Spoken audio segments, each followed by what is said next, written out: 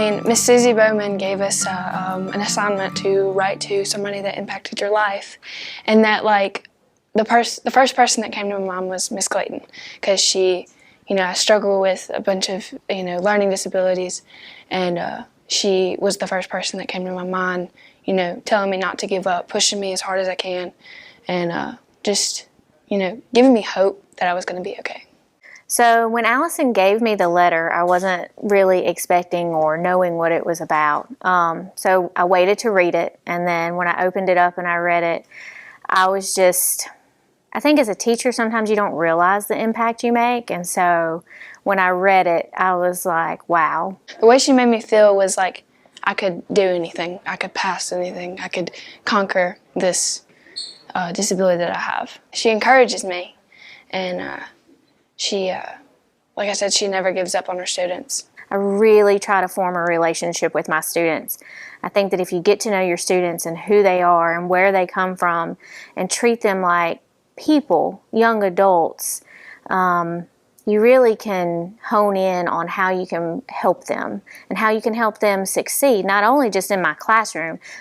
Of course, one of my goals is for them to succeed in my classroom, but another goal is for them to succeed at life in general. And the only way you can do that is by getting to know who they are as people. When I was writing the letter, it's like it all flowed. It's like it all was already on the paper, and I just had to write it down. So Allyson came to me just in the hallway one day, in between classes, and she said, "Miss Clayton, I have this for you." And I said, "Okay, thank you." And I just took it and set it on my desk. I wasn't really concerned about it because I had another class coming in and I was busy teaching and doing. And so I picked up the letter a little later on when I had a free moment to myself, and I read it, and I was just really astonished at what it said, and called my husband. Because I always tell him those kind of stories, and called my husband and read it to him, and because it makes you feel good as a teacher to get something like that. And then the next day when I saw her, I stopped her in the hallway and I just told her thank you so much for such a kind letter, and that it really meant a lot to me. And as a teacher, you don't always get those, and so it was really special. Dear Miss Clayton, I just wanted to thank you so much for being such an encouraging teacher. I remember at the beginning of this year, you were so excited to get us through this state test. When I saw you happy and pumped, it reflected to me and gave me hope and positivity that I was going to pass this. I also wanted to thank you so much for not giving up on me.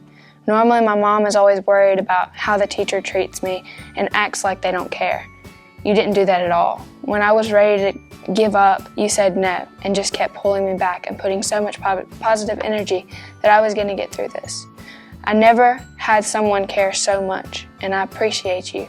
If my mom were here writing this letter, she wouldn't just write a letter. She would just give you a big hug. Thank you again.